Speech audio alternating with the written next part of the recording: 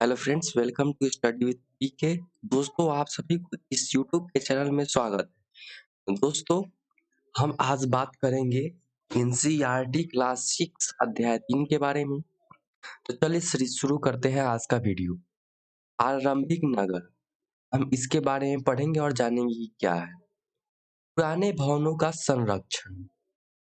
जसपाल और हर्षप्रीत अपने घर के पास की गली में क्रिकेट खेल रहे थे। उन्होंने देखा कि कुछ लोग उस खंडहर घर की तारीफ कर रहे थे, जिसे गली के बच्चे भूतहा घर कहा करते थे। एक ने कहा, इसकी वास्तुकला को देखो, क्या आपने कहीं लकड़ी पर इतनी सुंदर नक्काशी देखी है? दूसरी महिला ने कहा, हमें मंत्री जी को पत्र लिखकर कहना चाहिए कि वह इस खूबसूरत घर को सुरक्षित रखने के लिए इसकी मरम्मत कराने की व्यवस्था करे। यह सब कुछ सुनकर जसपाल और हर्षप्रीत सोचने लगे कि इस पुराने खंडहर से लोगों को इतना लगाव क्यों हो सकता है। हड़प्पा की कहानी। अक्सर पुरानी इमारत अपनी कहानी बताती है। लगभग 150 साल पहले जब पंजाब में पहली बार रेलवे लाइन बिछाई जा रही थी, इसी काम में जुटे इंजीनियरों को अचानक हड़प्पा पूरा स्थल मिला, जो आधुनिक पाकिस्तान में है। उन्होंने सोचा कि यह एक ऐसा खंडहर है जहां से अच्छी ईंटें मिलेंगी। यह सोचकर वे हड़प्पा के खंडहरों से हजारों ईंट उखाड़ ले गए, जिससे उन्होंने रेलवे लाइन बिछाई। इससे कई इमारतें पूरी तरह नष्ट हो गई। इसके बाद लगभग 80 साल पहले पुरातात्वविदों ने इस स्थल को ढूंढा और तब पता चला कि यह खंडहर उपमहाद्वीप के सबसे पुराने शहरों में से एक है। क्योंकि इस नगर की खोज सबसे पहले हुई थी, इसलिए बाद में मिलने वाले इस तरह के सभी पुरास्थलों में जो इमारतें और चीजें मिली, उन्हें हड़प्पा सभ्यता की इमारतें कहा गया। इन शहरों का निर्माण लगभग 4700 साल पहले हुआ था। दोस्तों, आप सभी को एक बात और बता दे रहा हूँ कि ये जो एनसीईआरटी की बुक है, जो क्लास 6 में मैं पढ़ूंगा, उसमें आपको कालक्रम नहीं दिया गया हुआ, कालक्रम पीछे दिया होगा है। यानी कि इसमें 2000 को बेस मान करके उससे बोला गया होगा कि जैसे 5 साल पीछे, तो 2000 से 5 साल पीछे, 1000 साल पहले, यानी 2000 से 1000 साल पीछे, यानी 1000 ईस्वी। इस हिसाब से आप सोचिएगा। जैसे यहाँ लिखा हुआ है 4700 साल पहले हुआ था, यानी इस 4700 का अर्थ है कि 2000 ये और 2700 साल पहले हुआ था, 250 ईसा मसीह पूर्व। ये आगे बढ़ते हैं हम लोग।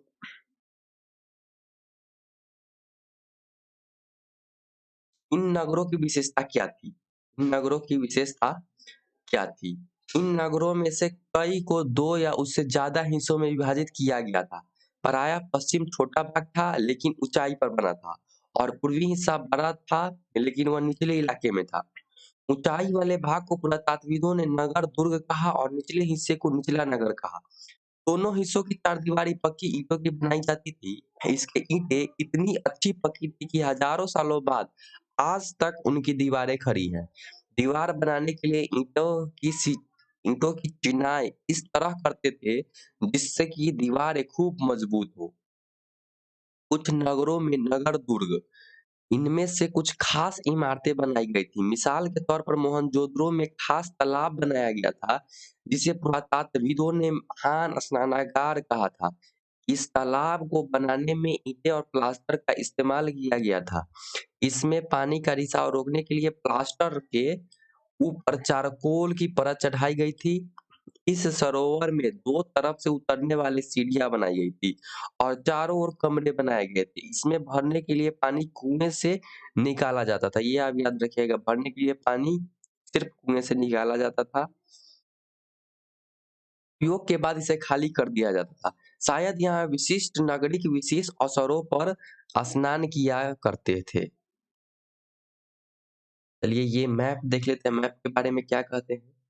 ये नगर आधुनिक पाकिस्तान के पंजाब और सिंध प्रांतों, भारत के गुजरात, राजस्थान, हरियाणा और पंजाब प्रांत में मिले हैं।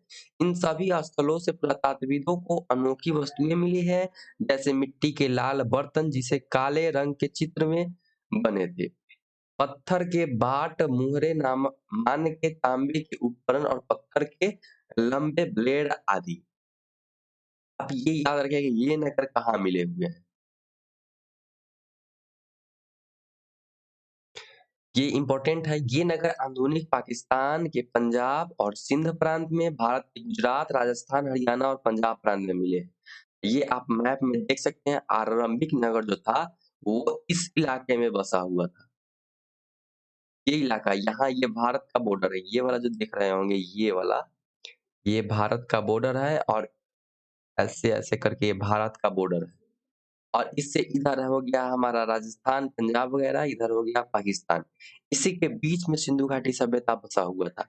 ये आप मैप के थ्रू याद रखिएगा। चलिए आगे बढ़ते हैं। कालीबंगा और लोथल जैसे अन्य नगरों में अग्निकुंड मिले हैं जहां संभवतः यज्ञ किया जाता होगा। हड़प्पा, मोहनजोदड़ो और लोथल जैसे कुछ नगरों में बड़े भंडार गृह मिले हैं। भंडार गृह यानी जहाँ पे अन्न रखा जाता हो और बड़े स्तर पर। यही स्नानागार है। आप देखिए इसमें पढ़े थे कि दोनों तरफ से सीढ़ियाँ है, यानी इधर से भी सीढ़ियाँ है और इधर से भी सीढ़ियाँ है।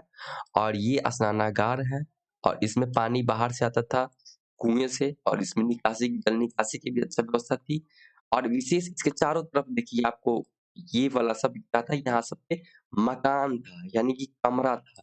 यहाँ पे स्नान करके अपने कमरे में, ये कोई विशेष अवसर पे खुलता था, जैसे कोई बड़ा यज्ञ हो उस समय। बढ़ते हैं आगे। भवन नाले की और सड़कें, भवन नाले और सड़कें। इन नगरों के घरों आमतौर पर 1 या 2 मंजिले होते थे। घर के आंगन के चारों ओर कमरे बनाए जाते थे।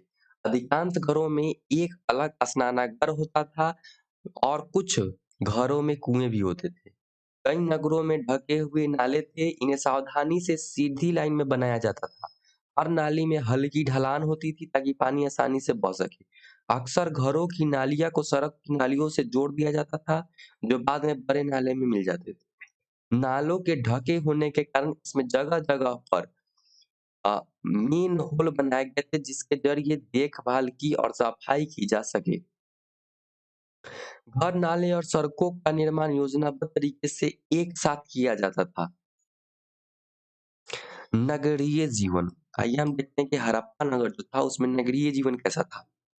हड़प्पा के नगरों में बड़ी हलचल रहा करती होगी। यहाँ पर ऐसे लोग रहते होंगे जो नगरों की खास इमारतें बनाने की योजना में जुटे रहते थे। ये संभवतः यहाँ के शासक थे। यहाँ भी संभावना है कि ये शासक लोग को बेचकर दूर-दूर से धातु, बहुमूल्य पत्थर और अन्य उपयोगी चीजें मंगवाते थे। शायद शासक लोग खूबसूरत मानकीय और तथा सोने चांदी से बने आभूषण जैसी कीमती चीजों का अपने पास रखते होंगे। इन नगरों में लिपिक भी होते थे जो मुहर पर लिखते ही थे और शायद अन्य चीजों पर भी लिखते होंगे जो बच नहीं पाई है। इसके अलावा नगरों में शिल्पकार स्त्री पुरुष भी रहते थे। देखिए उस समय में स्त्री भी रहती थी शिल्पकार। शिल्पकार यानी कि जो पत्थर पे मूर्त बना दे या पत्थर पे उसको छेद करके उस पे कुछ अभिलेख टाइप का बनाए, उसे शिल्पकार कहते हैं। ते जो अपने घरों या किसी उद्योग स्थल पर तरह-तरह की चीजें बनाते होंगे। लोग लंबी यात्राएँ भी करते थे और वहाँ से उपयोगी वस्तुएँ लाते थे और अ, साथ ही लाते थे। सुदूर देशों की किस्से कहानियाँ, मिट्टी से बने कई खिलौने भी मिले हैं जिससे बच्चे खेलते होंगे।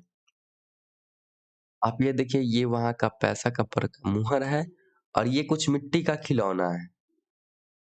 छोटे, बड़े, मोटे, नाटे। और ये देखिए, ये एक कुआँ है। सबसे ऊपर मोहनजोदड़ो की, यहाँ देखिए, ये वाला देखिए, ये क्या है? सबसे ऊपर मोहनजोदड़ो की एक सड़क और उसमें बना नाला, ऊपर एक कुआँ और बाईं ओर नीचे हड़प्पा की एक मुहर है। इस मुहर के ऊपर एक चिन्ह एक खास लिपि में है। उपमहाद्वीप में पाए गए लेखन की प्राचीनतम उदाहरण है। विद्वानों ने इसे पढ़ने की कोशिश की है लेकिन अभी तक यह नहीं पता चल पाया है कि इसका अर्थ क्या है। और दाईं ओर नीचे पक्की मिट्टी के खिलौने, ये खिलौने हैं, ये मुद्रा है और इस पे लिखा हुआ है जो अभी तक नहीं पढ़ पाया है। ये कुआँ है और ये देखिए, यही है मोहनजोदड़ो का सड़क। ये देख रहे हैं, ये आप सड़क होगा और बीच में ये गड्ढा दिख रहे होंगे, ये नाला है। ये वाला नाला है, यहाँ से यहाँ तक नाला, और उसको ढक दिया जाता था। इससे पानी की निकासी की एक अच्छा व्यवस्था थी। नगर और नए शिल्प। आओ अब कुछ ऐसी चीज़ों के बारे में अध्ययन करें जो हड़प्पा के नगरों से प्राप्त किया। पुरातात्विदों को जो चीज़ें वहाँ मिली है उसमें अधिकतर पत्थर, शंख, तांबे, काँसे, सोने और चांदी जैसी धातुएँ से बनाई गई थी। तांबे और काँसे के औज़ार, हथियार, गहने और बर्तन बनाए जाते थे। सोने और चांदी से गहने और बर्तन बनाए जाते थे। यहाँ मिले सबसे आकर्षक वस्तुओं में मानेक, बाट और फलक और मानेक, बाट और फलक। ये देखिए हम आपको समझाते हैं कि मानके, बाट और फलक क्या होती है? मानके वो है जिसे हम किसी चीज़ को तौलने, जोखने के काम में लेते हैं। जैसे देखिए एक बाट का उपयोग यहाँ दिया हुआ है। बाट यानी जोखने के काम में आता है, ये बाट है। जैसे अभी किलो होता है ना उसी टाइप से देखिए। पत्थर के ऊपर पत्थर के बाट देखो। तुमने कितने ध्यान से और उपयुक्त तरीके से इन बाटों को बनाया गया है। इन्हें चर्ट पत्थर से बनाया गया है। इन्हें शायद बहुमूल्य पत्थर और धातुओं को तौलने के लिए बनाया गया होगा। मध्य में बाएं में ये बाएं हो गया, ये हो गया मानके। इनमें से कई कर्निलीन पत्थर से बनाए गए थे। पत्थरों को काट कर और तराश कर मानके बनाए गए। इनमें इनके बीच छेद किए गए ताकि धागा डालकर माला बनाई जा सके। मध्य में दाईं पत्थर धारदार फलक, नीचे बाईं कढ़ाईदार वस्त्र एवं एक महत्वपूर्ण व्यक्ति की पत्थर की मूर्ति जो मोहनजोदड़ो से मिली है, उनमें से कढ़ाईदार वस्त्र पहने हुए दिखाई दिया गया हुआ है। ये देखिए यही है जो कढ़ाईदार वस्त्र पहने हुए दिखाई दिया गया हुआ है इस मूर्ति को। और ये हमारा फलक हो गया, ये मानके हो गया और वो पाठ हो गया। हड़प्पा सभ्यता के लोग पत्थरों की मुहर बनाते थे। इन आयताकार मुहरों पर सामान्यतः जानवरों के चित्र मिलते हैं। हड़प्पा सभ्यता के लोग काले रंग से डिजाइन किए गए खूबसूरत लाल मिट्टी के बर्तन बनाते थे। संभवतः 7000 साल पहले मेहरगढ़ में कपास की खेती होती थी। मोहनजोदड़ो से कपड़े के टुकड़े की अवशेष, चांदी की एक फूलदान के ढक्कन तथा कुछ अन्य तांबे की वस्तुएं से चिपके हुए मिले हैं। पक्की मिट्टी तथा फ्रेयॉन्स से बनी तालिकाएं सूत कटाई का संकेत देती है। इनमें से अधिकांश वस्तुओं का निर्माण विशेषज्ञों ने किया था। विशेषज्ञ उसे कहते हैं जो किसी खास चीज बनाने के लिए खास प्रशिक्षित लेते हैं। जैसे में पत्थर तराशना, मानके चमकाना या फिर मुहरे पर पचिस्कारी करना आदि। यह इम्पोर्टेंट है। पृष्ठ 28 पर दिखे चित्र की मूर्ति का चेहरा कितना आकर्षक ढंग से बनाया गया है और उसकी दाढ़ी कितनी अच्छी तरह से दर्शाई गई है। यह किसी विशेषज्ञ मूर्तिकार का ही काम होगा। यही वाला मूर्ति इसकी जो कपड़ा है उसपे कितना अच्छा से इसमें कढ़ाई किया गया हुआ है और इस मूर्ति में इतने अच्छे से दाढ़ी बनाए गए हुए हैं। यानी कि ये जो होगा शिल्पकार वो प्रशिक्षित होगा, विशेषज्ञ होगा तो ही तो बनाया। हर व्यक्ति विशेषज्ञ नहीं हो सकता था। हमें यह पता नहीं है कि क्या सिर्फ पुरुष ही ऐसा काम में प्रशिक्षित हासिल करते थे कि या फिर केवल महिलाएं। शायद कुछ महिलाएं और पुरुष दोनों ही इस काम में दक्ष थे। फ्रेयॉन्स पत्थर और शंख प्राकृतिक तौर पर पाए जाते हैं, लेकिन फ्रेयॉन्स को कृत्रिम रूप में तैयार किया जाता है। बालू या सॉफिस्टिक पत्थरों के चूर्ण को गोंद में मिलाकर उनमें वस्तुएं बनाई जाती थी। इसके बाद उन वस्तुओं पर एक चिकनी परत चढ़ाई जाती थी। इन चिकनी परत के रंग प्रायः नीले या हल्के समुद्री रंग के होते थे। फ्रेयॉन्स से मानके चूड़िए, बाले और छोटे बर्तन बनाए जाते थे। कच्चे माल की खोज में कच्चा माल उन पदार्थों को कहते हैं जो प्राकृतिक रूप से मिलते हैं या फिर किसान या पशुपालक उनका उत्पादन करते हैं। जैसे लकड़ी या धातुओं के अयस्क प्राकृतिक रूप से उपलब्ध कच्चे माल है। इनमें फिर कई तरह की चीजें बनाई जाती है। मिसाल के तौर पर किसान द्वारा पैदा किया गया कपास कच्चा माल कहते हैं, जिससे जिसके बाद कताई बुनाई करके कपड़ा तैयार किया जाता है। हड़प्पा में लोग को कई चीजें मिली वहीं मिलती थी, लेकिन तांबा, लोहा, सोना, चांदी और बहुमूल्य पत्थर जैसे पदार्थ वो दूर-दूर से आयात करते थे। यानी इसमें कहने का अर्थ है कि कच्चा पदार्थ वो है जो प्राकृतिक रूप से हमें मिले। हड़प्पा के लोग तांबे का आयात संभवतः आज के राजस्थान से आज के राजस्थान से यहाँ तक कि पश्चिम एशियाई देश ओमान से भी तांबे की आयात किया जाता था। कांसा बनाने के लिए तांबे के साथ मिलाई जाने वाली धातु टीन का आयात आधुनिक ईरान और अफ़गानिस्तान से किया जाता था। सोने का आयात आधुनिक कर्नाटक और बहुमूल्य पत्थर का आयात गुजरात, ईरान और अफ़गानिस्तान से किया जाता था। ये देखिए, ये एक बैलगाड़ी आने-जाने का साधन दर्शाता है। चीज़ें को एक जगह से दूसरी जगह कैसे ले जाया जाता था? इन चित्रों को देखो, एक खिलौना है और दूसरी एक मुहर है। ये एक मुहर है। क्या तुम बता सकते हो कि हड़प्पा के लोग यातायात के लिए किन साधनों का प्रयोग करते थे? यानी बैलगाड़ी का प्रयोग करते थे, कोई जानवर इसे खींचता होगा। पिछले अध्यायों में क्या तुमको पहिए वाले वाहनों की जानकारी दी गई थी? बच्चे को खिलौना हल आज हल चलाने वाले ज्यादातर किसान पुरुष होते हैं। हमें ज्ञात नहीं है कि क्या इ उम, हड़प्पा में भी यही प्रथा थी? यानी कि वहाँ सिर्फ पुरुष ही हल चलाते थे या महिला भी? नगरों में रहने वाले के लिए भोजन न लोग नगरों के अलावा गाँव में भी रहते थे। वे अनाज उगाते थे और जानवरों को पालते थे। ईसाई और चरवाहे ही शहर में रहने वाले शासकों, लेखकों और दस्तकारों को खाने के सामान देते थे। पौधों के अवशेषों से पता चला है कि हड़प्पा के लोग गेहूं, जौ, दालें, मटर, धान, तिल और सरसों उगाते हैं। जमीन की जुताई के लिए हल का प्रयोग एक नई बात थी। हड़प्पा काल के हल तो नहीं बच पाए हैं क्योंकि वे प्रायः लकड़ी से बनाए जाते थे। लेकिन हल के आकार के खिलौने मिले हैं। इस क्षेत्र में बारिश कम होती है, इसलिए सिंचाई के लिए लोगों ने कुछ तरीके अपनाए होंगे। संभवतः पानी का संचयन किया जाता होगा और जरूरत पड़ने पर उससे फसल की सिंचाई की जाती होगी। हड़प्पा के लोग गाय, भैंस, भेड़, बकरियां पालते थे। बस्तियों के आसपास तालाब और चारागाह होते थे। लेकिन सूखे महीनों में मवेशियों के झुंड का चारा पानी की तलाश में दूर-दूर तक ले जाया जाता था। वे बड़े जैसे फलों को इकट्ठा करते थे, मछलियाँ पकड़ते थे और हिरन जैसे जानवरों का भी शिकार करते थे। गुजरात में हड़प्पाकालीन नगर सूक्ष्म निरीक्षण कच्छ के इलाके में खदीर बेट के किनारे धौलावीरा नगर बसा था। वहाँ साफ पानी मिलता था और जमीन उपजाऊ थी। जहाँ हड़प्पा सभ्यता के कई नगर 2 भागों में विभक्त थे, वहीं धौलावीरा नगर को 3 भागों में बाँटा गया। इम्पोर्टेंट है। जहाँ सिंधु सभ्यता के हर एक नगर को 2 ही भाग में बाँटा गया था, वहाँ धौलावीरा ही मात्र वह एक ऐसा राज्य था उस समय, जिसे हम 3 भागों में बाँटे थे। इसके हर हिस्से के चारों ओर पत्थर की ऊँची-ऊँची दीवारें बनाई गई थी। इसके अंदर जाने के लिए एक बड़े प्रवेश द्वार थे।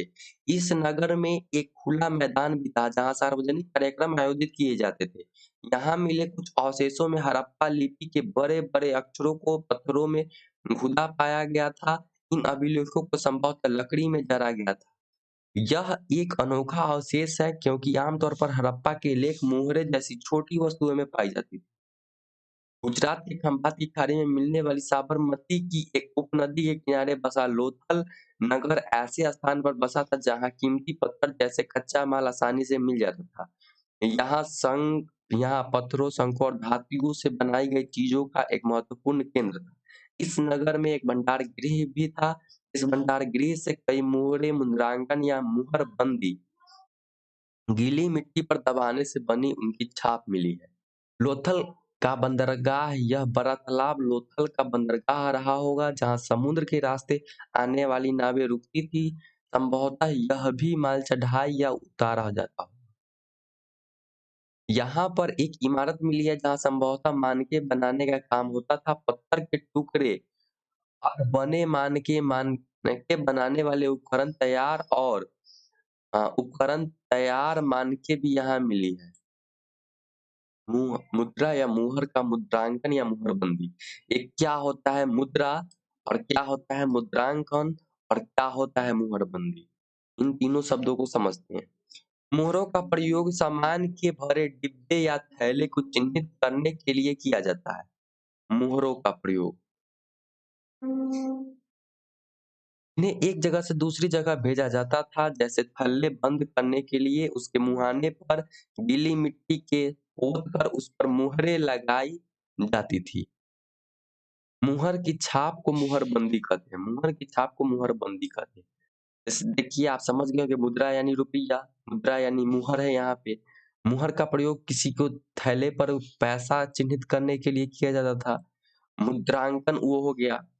और मुहरबंदी जो है जब हम किसी गीली मिट्टी पे उस पे मुहर लगा करके उसको बंद करते हैं, उसको मुहरबंदी कहते हैं।